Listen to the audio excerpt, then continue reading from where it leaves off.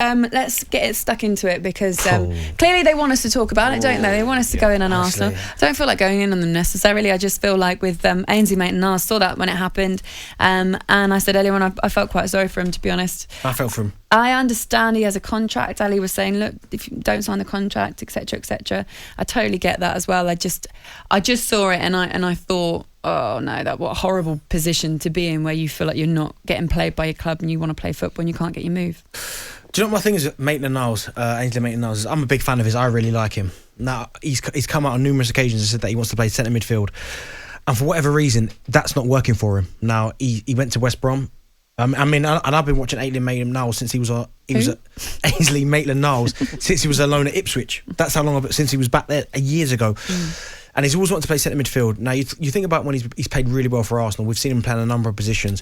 He got himself in the England squad by playing left fullback, went left wing back, kind of like. I think if he kind of applies himself correctly, and listen, forget about the centre midfield. If Arteta doesn't see you playing there, then you have to just forget it. I generally think I would make him Arsenal's right back.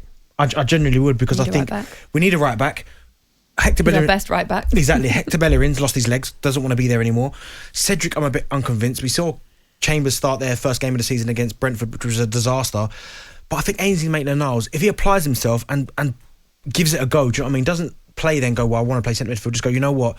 I'm just going to apply myself. I want to stay at Arsenal because I don't think he really wants to leave. Apply himself as a fullback. I could see him being Arsenal's fullback at least to the rest of the season, because he's quick enough. He's got a good ability on the ball. I know at times he's a little bit lethargic in terms of possession, but I still would have him over the other two. Can you understand the counter argument? Are there better ways of doing it than being public in a time where Arsenal are on a slippery slope anyway? Listen, I get that. I mean, listen, I've done it, so I can't sit here now and say, what he's done is out of order, because I did it when I left Spurs, when I publicly tweeted. So I can kind of understand his frustration in terms of he wants to go somewhere. If the club are not allowing him to go, then I don't understand. I can understand his frustration, because of course he's under contract at the club and they're saying that they don't want him to go. Is he going to feature in their plans? But if he's not going to feature and they just hold him there for the sake of it, then it is a bit disheartening for him. Do you know what I mean? To be there, because I've been there again. When you feel like a spare part. You go into training, you're on the other team where you're basically just chasing shadows. And I know he's going to be getting paid well when he's at Arsenal Football Club, he's under contract. But these things still hurt. So, would it be a good move for him to go to Everton, where they are at the moment, the signings that they've made? It's a good place to go. It's a good place to go, but again, he might be in the same position he is at Arsenal, which is not playing. We saw him at West Brom want to play centre midfield. It didn't work out. So, honestly, if I was him, I know he doesn't want to play right back, but I'm telling you now, if he was to apply himself, he is better than Bellerin and Chambers and Cedric. So I think he'd play every week. What about you? When you hear that, Ali, we were talking about it earlier on. Any sympathy for him? Oh, 100%. I've got sympathy for him. Of course I have. But I can see it from both sides. But the one thing I always felt as a manager and a coach, you want to keep an unhappy player. Making an unhappy player, can be a problem, ongoing problem, particularly if he's in about your first team in the dressing room, and I'm not saying for a minute he's not a good professional, because I would suggest that he 100% is. But if you've got an unhappy person going about your training ground and mixing with your first team, clearly, Woodsy, it is not ideal. Yeah. So I would have to think there'd be some compromise.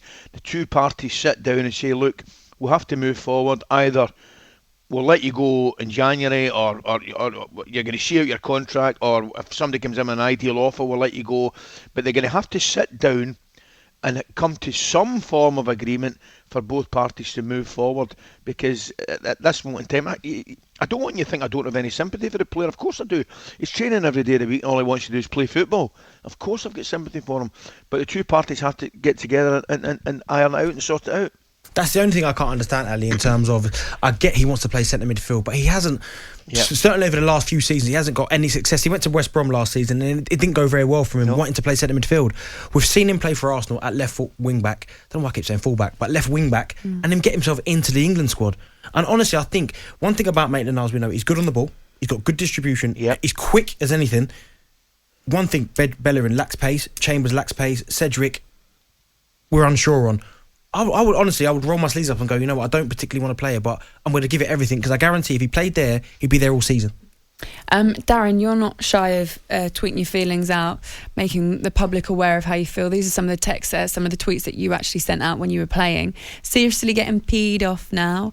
Why can't anything be simple? It's so frustrating hang around doing jack. I remember that one. Do I want to go to Hull City? Okay, I remember that one. No. Do I want to go Stoke? No. Do I want to go Sunderland? Yes. Stop around, Levy. What's the Well, that starts with F, and you can imagine what the rest of it says. Sunderland are not the problem in the slightest.